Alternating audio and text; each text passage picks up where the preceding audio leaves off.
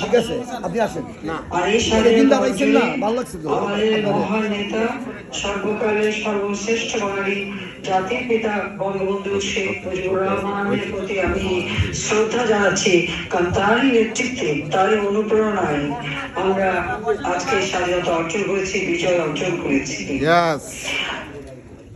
জাতির পিতা বঙ্গবন্ধু শেখ মুজিব বাংলাদেশের মানুষের অধিকার প্রতিষ্ঠার জন্য এবং আমাদের মাতৃভাষা বাংলা ভাষায় কথা বলার অধিকার থেকে শুরু করে প্রতিটি অর্জনে তার অবদান রয়েছে।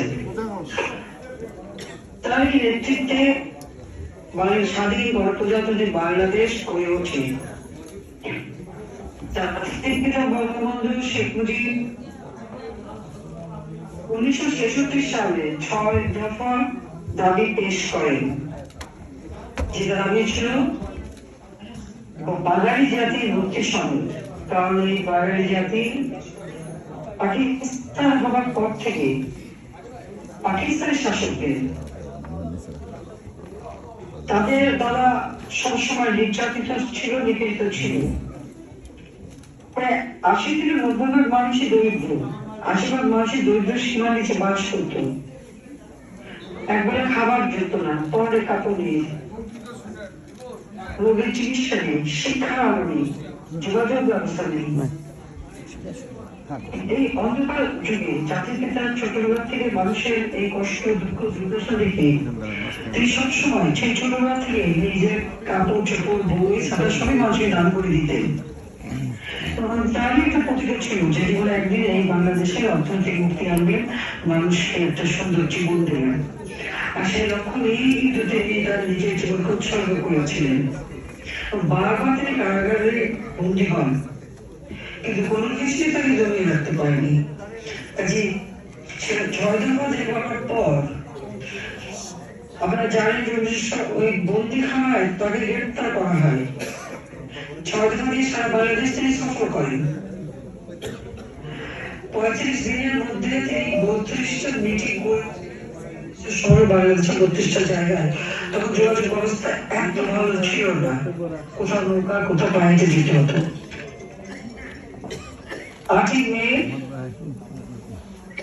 ধানমন্ডি বাসা থেকে জাতির পিতাকে গ্রেফতার করে নিয়ে যায়, 9 মে কারাগারে পাঠায়। 68 সালে 17 জানুয়ারির দিবাগত রাত, অর্থাৎ 18 জানুয়ারিতে ঢাকা কেন্দ্রীয় কারাগার থেকে তাকে ঢাকা ক্যান্টনমেন্টে কর্মী চোরাই নিয়ে বন্দী করে। আগরতলা ষড়যন্ত্র বাংলাদেশের মানুষ 6 দফাকে তাদের মুক্তির সনদ হিসেবে গ্রহণ করেছিল। আমাদেরকে সকল নেতা কর্মী বলতে তাদের গ্রেপ্তার করে। কিন্তু 6 দফার এই দাবি নিয়ে 7 জন হরতাল পালন হয়। ওই হরতালে 11 জন সদস্য, শ্রমিক লীগের মনোমিয়া সহ 11 জন মৃত্যুবরণ করে। জাতির পিতা বঙ্গবন্ধু শেখ মুজিবুর রহমানের লেখা অসমাপ্ত আত্মজীবনী এবং কারাগারের রোজরাম চাচা যদি আপনারা পড়েন, সেখানে অত্যন্ত গুরুত্বপূর্ণ তথ্য আপনারা পাবেন। এবং আগরতলা ষড়যন্ত্র মামলা শুরু হলে এদিকে ছাত্র জনতা এক আন্দোলন শুরু করে। সেই আন্দোলনে মতিউর রহমান ক্লাস 10 পড়তে ছেলে শিশু সহ অনেক মানুষ জীবন দেয়। গুলি চালিয়েও পাকিস্তানি শাসকরা এই আন্দোলন দমাতে পারেনি। এক পর্যায়ে আইয়ুব খান বাধ্য হয় 21শে ফেব্রুয়ারি 69 সালে আগরতলা ষড়যন্ত্র মামলা প্রত্যাহার করে নিতে এবং 22শে ফেব্রুয়ারি 69 সালে জাতির পিতা বঙ্গবন্ধু শেখ মুজিবুর রহমানকে মুক্তি দিতে বাধ্য হয়। এর মাঝে অনেক ইতিহাস আছে, কারণ এই আন্দোলনের সময় বঙ্গবন্ধুকে প্যারোলে নিয়ে যেতে চায় আইয়ুব খান, তাদের সাথে বৈঠক করতে। কিন্তু আমার মায়ের কথা ছিল যে প্যারোলে যাবে না, মামলা প্রত্যাহার করতে হবে। অনেক নেতারাই প্যারোলে যাওয়ার পক্ষে ছিলেন, কিন্তু আমার মা তিনি খুব শক্তভাবে এই জিনিসটা ধরেন এক পর্যায়ে বাধ্য হবে যাতে ফিরে আসেন। 1970 সালে নির্বাচন হয়, সেই নির্বাচনে সমগ্র পাকিস্তানে আওয়ামী লীগ সংখ্যাগরিষ্ঠ আসন লাভ করে। আর প্রাদেশিক পরিষদেও মাত্র 2টি সিট ছাড়া সব সিটগুলি আওয়ামী লীগ পেয়েছিল। 169টা সিটের মধ্যে 167টা শুধু আওয়ামী লীগ পায়। আওয়ামী লীগ সংখ্যাগরিষ্ঠ আসন পাওয়ার ফলে পাকিস্তানের শাসকের কিন্তু বাঙালিদের শাসন ক্ষমতা দেবে না, অথচ জনসংখ্যার দিক থেকে এই প্রবলতার মানুষ কিন্তু সংখ্যাগরিষ্ঠ ছিল। এখানে 56% মানুষ আর পশ্চিম পাকিস্তানের কম সংখ্যা, কিন্তু এই সংখ্যাগরিষ্ঠ মানুষকে তারা ক্ষমতায় যেতে দেবে না। 5 ডিসেম্বর 70 সালে জাতির পিতা বঙ্গবন্ধু শেখ মুজিবুর রহমান যখন সৌদি সাহেবের মৃত্যুবার্ষিকীতে বক্তৃতা দেন, সেই দিন তিনি ঘোষণা দেন যে এই ভূখণ্ড পূর্ববঙ্গের নাম হবে, এই পূর্ব পাকিস্তানের নাম হবে বাংলাদেশ। এই বাংলাদেশ নামটা এটা জাতির পিতা বঙ্গবন্ধু শেখ মুজিবুর রহমানের দেওয়া ছিল।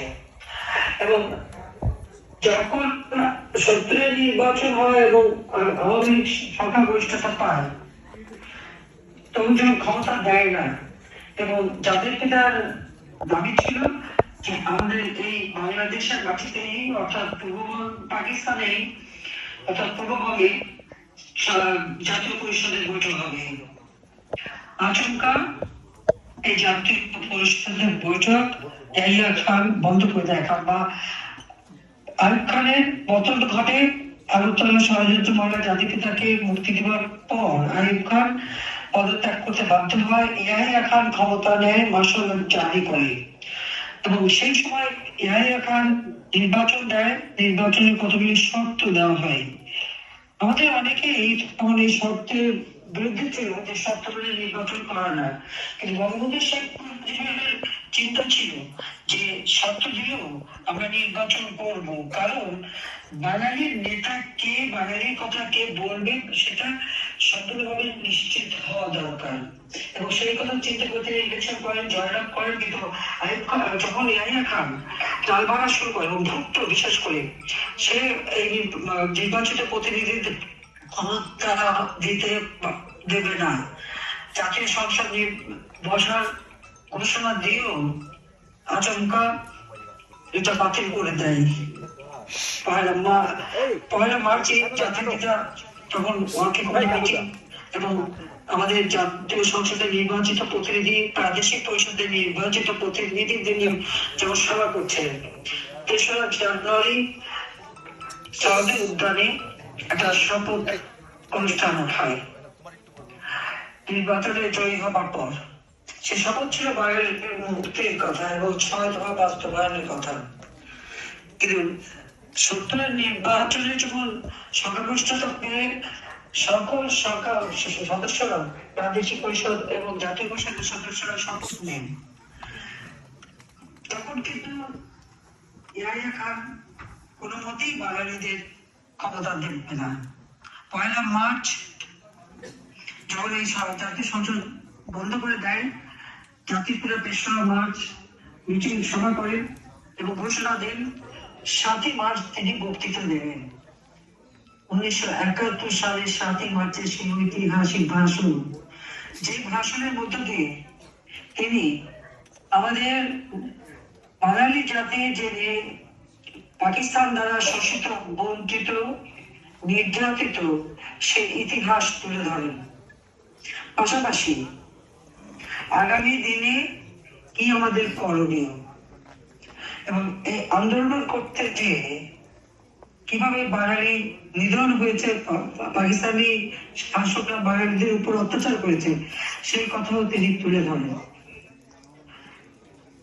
জাতির পিতা বঙ্গবন্ধু সেই ঐতিহাসিক ভাষণে তিনি ঘরে ঘরে দুর্গ গড়ে তোলার নির্দেশ দেন, যা কিছু আছে তাই নিয়ে প্রস্তুত হবার নির্দেশ দেন, এবং সমগ্র বাংলাদেশে জেলা এবং থানায়, তখন উপজেলা বলে কিছু ছিল না, জেলা, মহকুমা এবং থানা ছিল, প্রত্যেক জেলা ও মহকুমা এবং থানায় আওয়ামী লীগের নেতৃত্বে সংগ্রাম পরিষদ গড়ে তোলার নির্দেশ দিয়েছিলেন এবং বাঙালিদের তখন জাতিপিতা যে কথা বলতেন সেই কথাই মেনে নিত।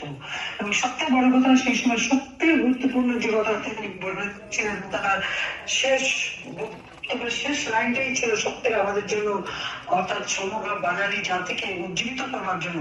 সেটা হচ্ছে, এবারের সংগ্রাম আমাদের মুক্তির সংগ্রাম, এবারের সংগ্রাম আমাদের স্বাধীনতার সংগ্রাম। সেই থেকেই কিন্তু আমাদের স্বাধীনতা। এরপর অসহযোগ আন্দোলন চলতে থাকে। 25শে মার্চ পাকিস্তানি হানাদার বাহিনী তারা সশস্ত্রভাবে নিরস্ত্র বাঙালির উপর ঝাঁপিয়ে পড়ে। রাজারবাগ পুলিশ কেন্দ্র, সেখানে সে পুলিশের উপর হামলা করে, ঢাকা বিশ্ববিদ্যালয়ে হামলা করে, হামলা করে। যখন পুলিশ প্রথম হামলাটা করার সাথে সাথে জাতির পিতা বঙ্গবন্ধু শেখ মুজিবুর স্বাধীনতার ঘোষণা দেন। এই ঘোষণা সেটা ধানমন্ডি 32 নম্বর বাড়ি থেকে তিনি তখন, এখন যেটা বিজিবি অর্থাৎ বিডিআর, তখন ছিল ইপিআর ফাঁড়ি, কুর্মিটোলা, সেটা হচ্ছে পিলখানায় ইপিআর ফাঁড়ি। এই ইপিআর এর সুবেদার মেজর শওকত আলী সহ তার 4-5 জন সাথী নিয়ে বঙ্গবন্ধুর নির্দেশে সেখানে অপেক্ষা করতে থাকে ওয়্যারলেস সেট নিয়ে। বঙ্গবন্ধু শেখ মুজিব স্বাধীনতার এই ঘোষণাটা টেলিফোনের মাধ্যমে সেই ওয়্যারলেসে পৌঁছে দেন। শওকত আলী সেটা গ্রহণ করে এবং মগবাজারে যেটা ওয়্যারলেস স্টেশন, তারই মাধ্যমে সমগ্র বাংলাদেশের পুলিশ স্টেশনগুলিতে ওই বার্তা তারা প্রেরণ করে। প্রত্যেকটা থানা, মহকুমা, জেলায় পুলিশ ফাঁড়ি থেকে ওই বার্তাটা আওয়ামী লীগের আওয়ামী লীগের যে সংগ্রাম পরিষদ, সেই সংগ্রাম পরিষদের হাতে ওই বার্তাটা পৌঁছে দেয়। আওয়ামী লীগের নেতা কর্মীরা সেখানে জনগণের সাথে নিয়ে ওই মধ্যরাত থেকে কিন্তু 26শে মার্চ এই ঘোষণাটা প্রচার করতে শুরু করে। কোথাও মাইকিং করে, পায়ে হেঁটে, টেলিগ্রামের মাধ্যমে, অথবা বিভিন্ন চোঙা ফুকিয়ে কথা বলা হতো। সেইভাবে কিন্তু তারা এটা সেই 26শে মার্চ সকাল থেকে সারা বাংলাদেশে নতুন রাত্রে অর্থাৎ একেবারে ফজরের নামাজের পথে সেই প্রচারটা তারা শুরু করে। জাতির পিতা যখনই স্বাধীনতার ঘোষণা দিলেন, তখনই 32 নম্বর বাড়িটা পাকিস্তানি হানাদার বাহিনী আক্রমণ করেন এবং তারা বঙ্গবন্ধু শেখ মুজিবকে গ্রেপ্তার করে নিয়ে যায়। প্রথমে নিয়ে যেয়ে সংসদ ভবনে তখন কেবল তৈরি হচ্ছিল, সেখানে কিছু রেখে ঢাকা ক্যান্টনমেন্টে আদমজি ক্যান্টনমেন্ট স্কুলে নিয়ে তাকে একদিন রাখে। সেখান থেকে করাচিতে নিয়ে যায়, সেখান থেকে একেবারে মিয়ানওয়ালি জেলে নিয়ে বন্দি করে রাখে। ওই বাড়িটা তারা পুরো দখল করে, ভাঙচুর করে এবং আমার মাকে গ্রেপ্তার করে। আমার মা, রেহানা, রাসেল, জামাল, আমরা সবাই বন্দী হই পাকিস্তানিদের হাতে। ধানমন্ডি 18 নম্বর রোড, বর্তমানে 9-এর 26 নম্বর বাড়ি, একতলে একটা বাড়ি ছিল তখন। ওই বাড়িতে আমার মাকে এবং আমাদের সকলকে পাকিস্তানি হানাদার বাহিনী বন্দী করে রাখে। জাতির পিতা বঙ্গবন্ধু শেখ মুজিবের বিরুদ্ধে শুরু হয় দেশদ্রোহী মামলা। আইয়ুব খানের একটা আত্মজীবনী অক্সফোর্ড থেকে বের করা হয়েছে। সেই আত্মজীবনীর এক জায়গায় লেখা আছে, বঙ্গবন্ধু শেখ মুজিবকে তার বিরুদ্ধে যখন দেশদ্রোহী মামলা দেওয়া হয়,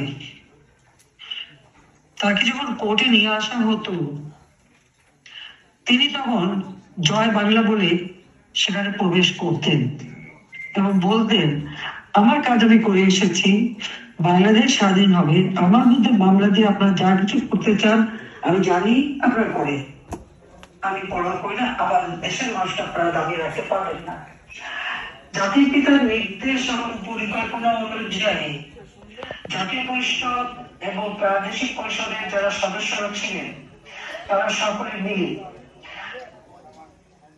সর্বপ্রথম 10ই এপ্রিল গণপ্রজাতন্ত্রী বাংলাদেশ সরকার গঠন করে এবং 17ই এপ্রিল মুজিবনগর, যেটা এখন মেহেরপুর বুদ্ধদত্তরা কানন, সেখানে এই ভারত প্রজাতন্ত্রী বাংলাদেশ সরকার শপথ গ্রহণ করে। এই সরকার গঠন করা হয়েছিল। তখন আপনারা জানেন যে পাকিস্তানের হানাদার বাহিনী যখন গণহত্যা শুরু করেছিল, 1 কোটির উপর মানুষ তারা কিন্তু দেশ ছেড়ে চলে এসেছিল এবং ভারতে আশ্রয় নিয়েছিল। ভারতের প্রতিটি রাজনৈতিক দল এই বাঙালিদেরকে কিন্তু আশ্রয় দেয়, তাদের খাদ্য, তাদের নিরাপত্তা, তাদের সব ব্যবস্থা করেছিল। সেই সময় প্রধানমন্ত্রী ছিলেন ভারতের শ্রীমতী ইন্দিরা গান্ধী।